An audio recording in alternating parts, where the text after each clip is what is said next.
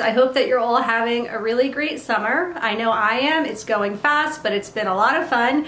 And I just wanted to share with you my new Erin Condren Life Planner, and if you didn't see my last video, I will go ahead and link it above so you can take a look at it, and I'll show you in detail what this planner looks like on the inside.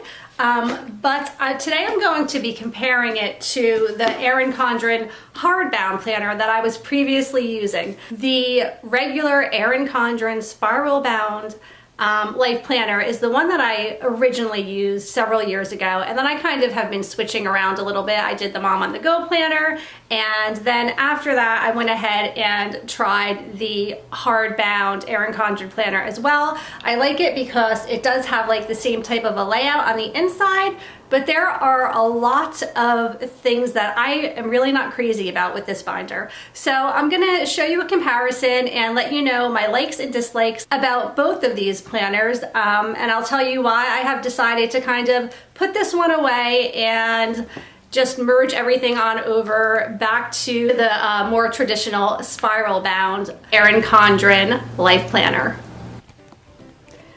Okay, so here we go. We're going to compare the Erin Condren Vertical Life Planner, the on-the-go Life Planner, to the Erin Condren Hardbound, and this is also a vertical planner.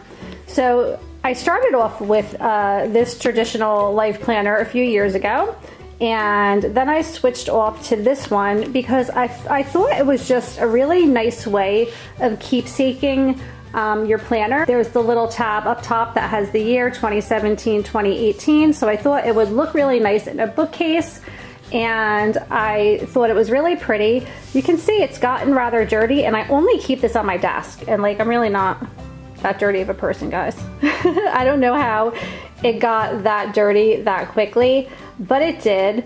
And the binding just kind of feels like it's getting pretty beat up and tattered. Like I'm sure if I use this for the duration, like for the next several months into December, I really don't think it would hold up that well. And the traditional Life Planner has this plastic cover, which does hold up very well.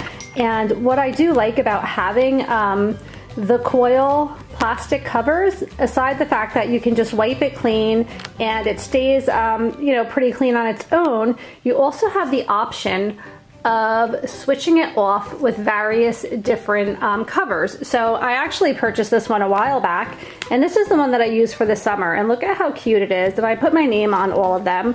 But I love having that option, and being that I tire rather quickly from my planners typically, when I can change the cover, I just enjoy it more, especially when you can change it seasonally. So like you see here, I have this one for the summer months, and then you guys know how much I love Halloween, so I have this really cool Halloween cover. This was the cover for my last Erin Condren Life Planner, and you can use it again. So it's nice to have those options, as well as other options. Just with having the coil, you have these little connectors that you can stick into the coil and stick things on, whether it's just like a to-do list or menu planning or whatever it is, you can add things inside of it, which is great. So that was the number one thing, was the actual cover itself. My next gripe. So this planner has these tabs, which are plastic and strong, and it's very easy to go to any month that you like. You can just flip it over and just get to where you need to go, no problem. The hardbound binder does not have that option. I had to buy these as an add-on, and I'm not good at it. I had to stick these tabs all on myself, and actually in order to be able to see all of the months, I had to use the entire length of the book. So I actually have until December, but I ended here at August. I probably could get a September there, but I can't make it all the way through. So I didn't like that, and plus I just don't like these. You can see, let me zoom in a little bit for you here, but you can see how tattered they are too. They're already starting to kind of tear. I mean, some of them actually have torn. And I don't use this binder, or I don't use this planner a lot. I don't really bring it with me in my purse every day. Like, it mostly just sits on my desk. So I don't understand how things in it aren't holding up very well. So that was my second thing, was just having the nicer tabs in the coil binder. You can see these are the full month printout. They're heavy and plastic, and you do have, even though it's a smaller planner, you have all of the months very nicely laid out. Okay, now the other big difference that I noticed right away was the size and the weight. So you can see the hardbound binder is a little bit more than an inch in length longer, and width appears to be just about the same. It maybe is about a ½ an inch wider.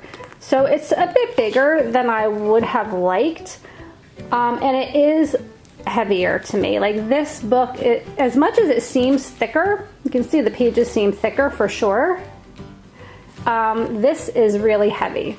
So I really wanted to not get anything too heavy, because sometimes I do like to have the option of putting it in my purse, and this took that option completely away from me because it was just way too much weight.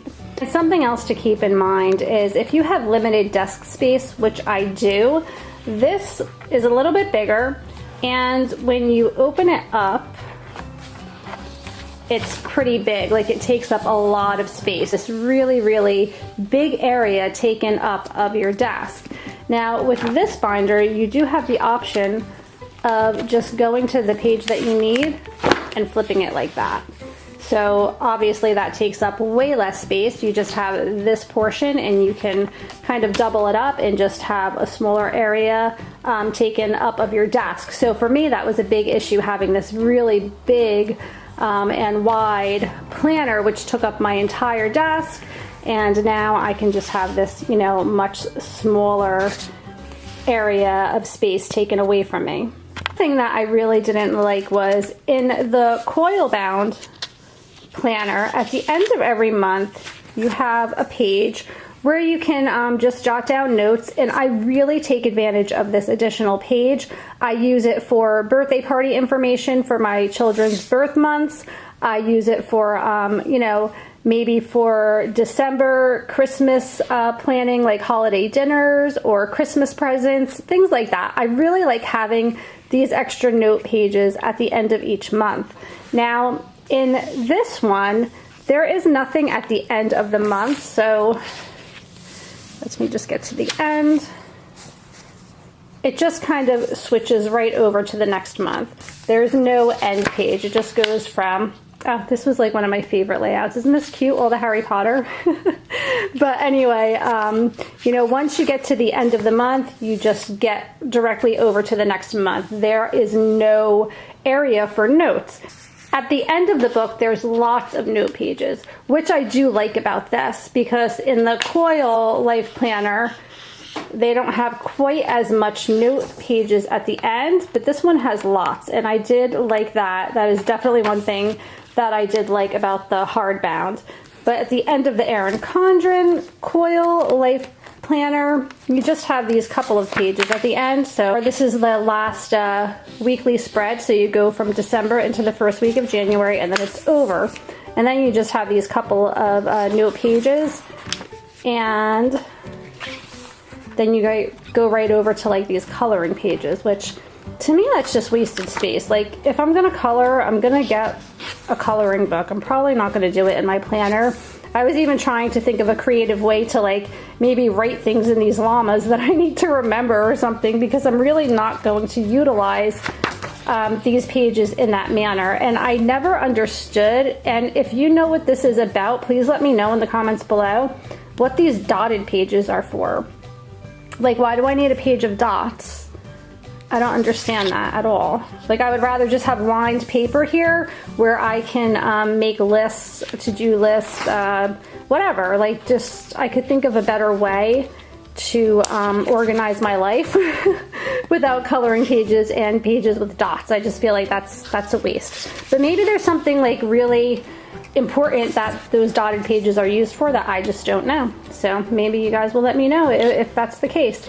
So yeah, so those were my biggest things. And then I might as well mention something else that I really prefer with the coil bound planner above the hardbound planner is it also has these slotted folder pages at the end, which is wonderful because if you're a sticker person like I am, sometimes you have the stickers that you most often use, and I like to keep those right back here, like say the kids sports, like I have basketball and softball stickers and dance stickers, the things that I use all the time. I like to keep them really handy, especially if I am traveling with my planner. I can very quickly have access to those stickers. And the dry erase board is also a nice feature. So I just feel like there's a lot more features with this particular life planner opposed to this one. So I don't think that I will be going back to this one again. I think I'm going to stick with what I know and love, which is the original traditional Erin Condren on-the-go life planner in the vertical layout. And finally, worth mentioning, like I said before, the Spiral Bound does offer lots of cute, little gadgets like these little coil clip connectors. And I also have the case for it, which I really think is cute. They do offer a variation of different types of cases that you can keep it in, and they have these little kind of like bookmarker things that you can wrap around it to either hold the book closed or to hold it onto certain pages. So there's just lots of little gadgets and things that go along with it. They have sticker books. Obviously you could use that on either planner, but it's just fun. It's fun options that I like to have when I am shopping for a planner. And that's it. There is the comparison of the hardbound compared to the spiral bound. Thank you so much for watching. I hope that you enjoyed this video. Hopefully, if you are considering purchasing either of these Erin Condren planners, maybe this was helpful to you in some way, just in making the comparison. Maybe that will help you make a better educated decision for yourself in which way you would like to go. Again, this isn't horrible. There are a lot of things that I like about it, but I don't know if it's just that I'm more familiar with it or the fact that it's so much lighter, but this is probably always going to be my go-to planner. I just love it so much, and it really has held up to the test of time, over the years. And I just think it is really a great planner to have. So good luck with your planning journey, and let me know in the description below what your favorite planner is. If you've had experience with either or both of these planners, which has worked out best for you and why. It's great if we all can just share our thoughts. It just helps people when they are maybe in the process of purchasing, especially for the first time, because it is a big investment. These are not inexpensive planners. So I know before I purchased my first one, I did a ton of research on it and watched so many YouTube videos before I actually went through and made this big, to me, it is a big purchase. So hopefully you did find this helpful. Have a great rest of the summer, and I will see you soon. Take care. Bye.